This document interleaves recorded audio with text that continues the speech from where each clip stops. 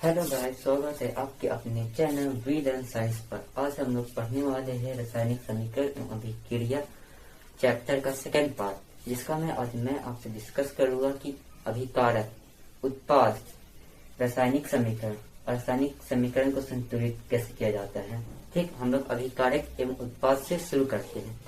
तो अभिकारक नॉर्मली ये आपको जो दिख रहा ये दो को एक इसे ही हम लोग क्या करेंगे, इसे हम लोग अभिकारक करेंगे। तो अगर हम लोग परिभाषा में अगर आएंगे तो अभी परिभाषा में आएंगे तो लोग वैसे बोल सकते वे पदार्थ जो किसी रासायनिक अभिक्रिया में भाग लेते हैं, कि वैसे पदार्थ जो किसी रासायनिक अभिक्रिया में भाग लेते हैं अभिकारक कहलाते हैं। वहीं वैसे पदार्थ जो किसी रासायनिक अभिक्रिया के फलस्वरूप उत्पन्न होते उन्हें क्या कहते हैं, उन्हें हम लोग कहते हैं उत्पाद कहते हैं। इसे क्या कहेंगे, उत्पाद कहेंगे। तो हम लोग देख सकते हैं कि एक समीकरण है जिसका में सोडियम अभिकार्बोनेट एक अभिकारक है, वहीं जो इससे जो निर्माण हो रहा है सोडियम कार्बोनेट, तो ये एक उत्पाद है। ठीक है, अब आते हैं कि हम लोग रासायनिक समीकरण कहते हैं किसमें। तो रासायनिक समीकरण कुछ नहीं होता है, जो हम लोग ये वर्ड में जो चीज लिखे है ना, अगर इसी पर तो हम लोग इसका प्रतीक के रूप में लिख देंगे, इसी हम लोग क्या समीकरण कहेंगे। तो जैसे कि हम उदाहरण ऑक्सीजन का जानते हैं कि हम लोग क्या होता है, वो तो होता है प्रतीक। ठीक है, एग्जाम्पल इसी से लेते हैं कि सोडियम का यहाँ पर प्रतीक क्या दिख रहा है कि सोडियम का प्रतीक Na है। Na सोडियम का प्रतीक क्या है, Na। कार्बोनेट का क्या है, कार्बन का CO3 प्रतीक होगी कार्बोनेट का। अब इन दोनों को जब हम लोग मिलाएंगे सोडियम कार्बन का प्रतीक होता है NaCO3। ठीक है, इसका हम परिभाषा में अगर तो इसे ही हम लोग रासायनिक समीकरण कहेंगे।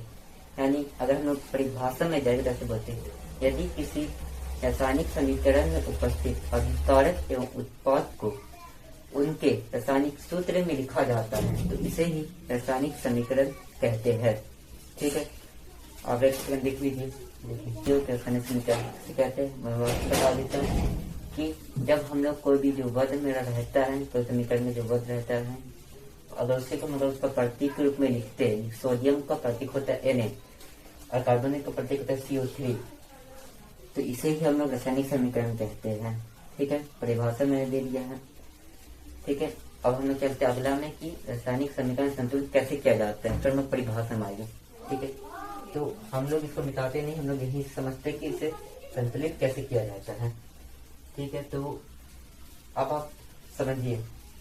ठीक है, ये उदाहरण से मैं समझा पाऊंगा। दूसरा उदाहरण लेते हैं, हम लोग उदाहरण लेते हैं जिसका में सोडियम और ऑक्सीजन हम लोग उदाहरण लेते हैं। सोडियम का क्या प्रतीक होता है, Na। सोडियम का प्रतीक है Na प्लस O2। ऑक्सीजन का ये क्या बन गया, NaO Na2O बन गया। अब आप थोड़ा सा सोचिए, ऑक्सीजन में कहिए यहाँ दो गए, सोडियम में देखिए एक हो रहा है। तो पहले आप गिनती कर लीजिए, एक तरफ का यहाँ पर टेबल बना लीजिए। चलिए यहाँ पर बना लेते हैं। यहाँ पर क्या है, Na है, Na के गो है, यहाँ पर एक गो है, इस तरफ के गो है, गिन लीजिए,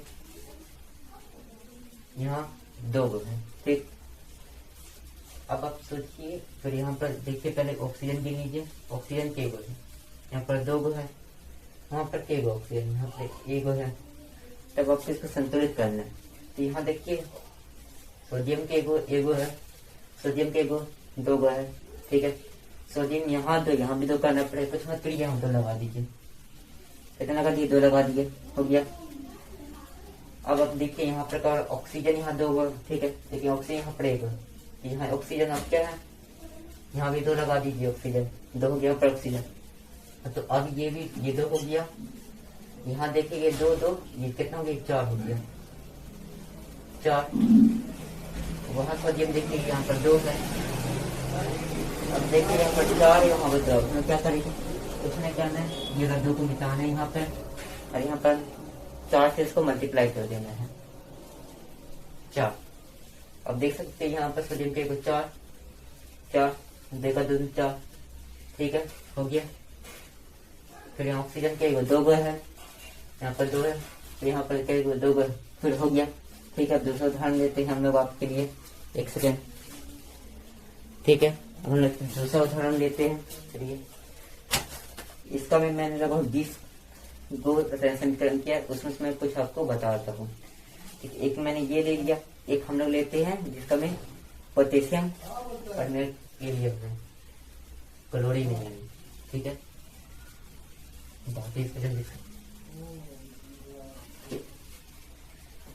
तो ये इस प्रकार पोटेशियम, क्लोरीन, ऑक्सीजन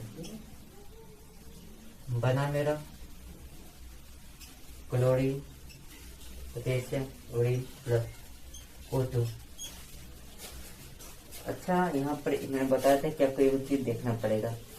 तो इसमें देखिए कि हम लोग का कोई यौगिक में नहीं है, यानी ये सब तत्व है, लेकिन ये यौगिक में है, ये भी यौगिक में। देखिए ऑक्सीजन, ऑक्सीजन यौगिक में नहीं, तो आपको पहले ऑक्सीजन देखना है कि ऑक्सीजन के पास कितना है। इसके पास कितना है, 2 है, तो कुछ नहीं लिखेंगे, ऊपर में कर देंगे यहाँ पर ऑक्सीजन के 2 गो है, ठीक। फिर लिखेंगे यहाँ पर Cl कितना है, 1 गो है, K कितना है, पोटेशियम कितना है, ये भी 1 गो है।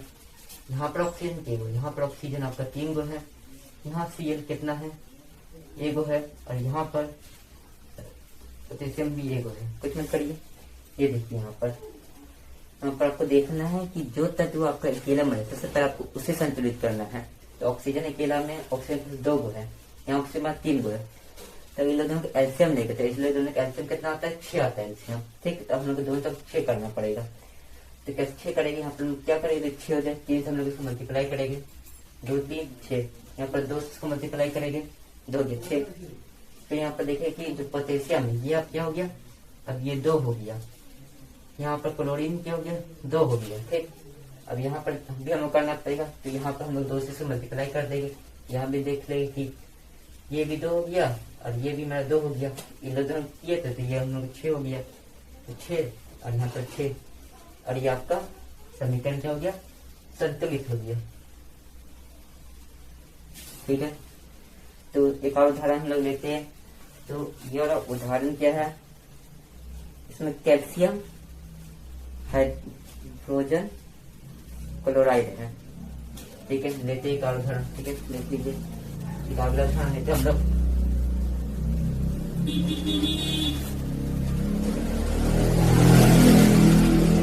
ठीक है। ये उदाहरण क्या है, देखिए यहाँ पे कैल्शियम है, Cl प्लस HCl, फिर कैल्शियम क्लोराइड, फिर H2। हम पहले बोले थे कि जो अकेला तत्व होता है उसको देखिए, हाइड्रोजन 2 गो है, यहाँ पर हाइड्रोजन 1 गो है, कुछ मत करिए, 2 लगा दीजिए। बोलते अकेला तत्व देखना है, 2 गो है, यहाँ पर 1 गो, 2 लगा दीजिए। अब फिर देखिए कैल्शियम 1 गो, क्लोरीन 2 हो गया, यहाँ पर भी 2 गो है, मैं क्लोरीन, हाइड्रोजन 2, यहाँ पे 2, ये भी संतुलित हो गया। तो आपको एक चीज याद रखना है कि जो भी तत्व आपका अकेला रहेगा, आपके सबसे पहले उसे संतुलित करना है। ये अकेला तत्व है, इसके साथ कोई नहीं है, अकेला ही है, तो इसे संतुलित करिए, अकेले वाले को, अकेला, ठीक है। देख लीजिए, फिर मैं बता रहा हूँ कि रासायनिक समीकरण में जो भी हम लोग का अकेला तत्व रहेगा, सबसे पहले उसे संतुलित किया जाता है, उसके बाद फिर बाकी सबको, ठीक है। देख लीजिए एक बार,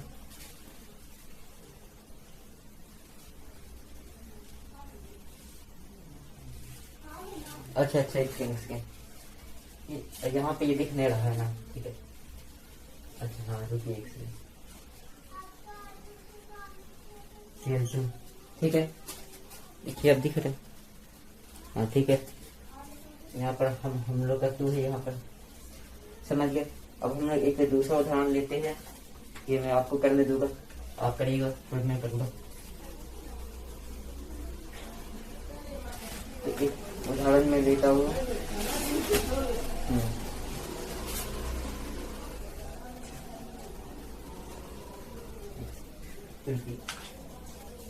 ठीक है, 10 प्लस बी और 2 बनेगा मेरा 9। ठीक है, ये हो गया। अब आप इसे संतुष्ट कैसे करेंगे बताइए। तो इसका आपको क्या कॉमन दिख रहा है? ठीक है, यहाँ पर जो ब्रोमीन है, ब्रोमाइड है, तो इसका में 2 लगा दिख रहा है। यहाँ पर में है नहीं, यहाँ पर 2 लगा दीजिए। ठीक, अब हम लोग देखेंगे कि यहाँ पर सोडियम के पास 3 गुण है, ऑक्सीजन पर देखिए, लेकिन यहाँ पर 2, यहाँ पर 2 लगा दीजिए। हो गया आपका संतुलित। ठीक है, मैं आपको कुछ क्वेश्चन प्रोवाइड करेगा, आप इसे लिख लीजिए अपने कॉपी में पहले। ठीक है, तो अगर हमको इसका परिभाषा चाहिए किसी को, तो परिभाषा ऐसे देख सकते हैं कि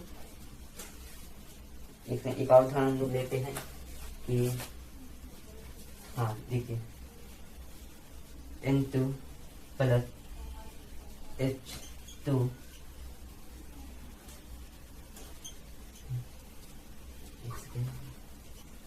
मैंने अभी कुछ देर पहले में था, वैसे ही सॉल्व होगा। और सॉल्व करिए।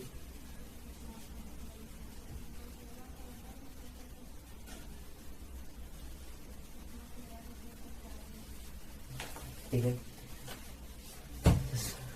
सॉल्व जिसको पता है एल्सियम लेना, तब पर देखना है कि हाइड्रोजन के पास 2, यहाँ पर 3 अकेला तत्व।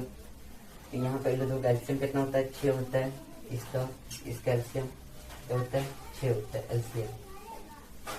एल्सियम कुछ नहीं करना, इसे 6 बना क्या करना पड़ेगा? पर 2 से मल्टीप्लाई कर देंगे, 2 कर दिए। यहाँ पर इसे 6 बना क्या पड़ेगा? 3 से मल्टीप्लाई करेगा। देखिए ये संतुलित हो गया।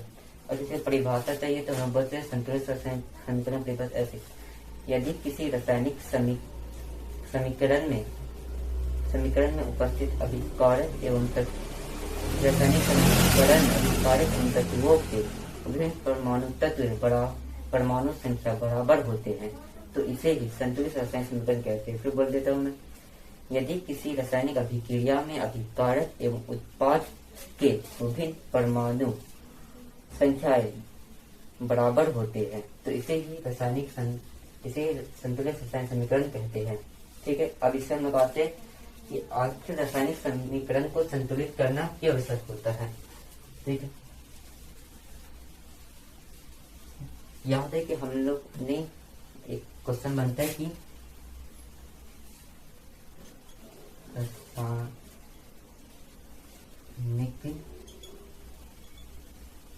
समीकरण को, तो याद है हम लोगों ने एक द्रव्यमान संरक्षण का नियम पढ़ा था। कौन सा? द्रव्यमान संरक्षण का नियम। द्रव्यमान संरक्षण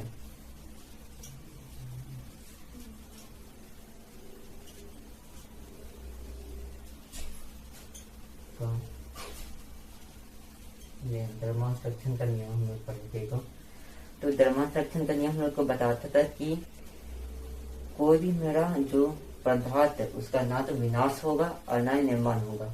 इस नियम के अनुसार अगर हम चलेंगे द्रव्यमान संरक्षण के नियम के अनुसार, तो जो पदार्थ है, जो निर्माण है,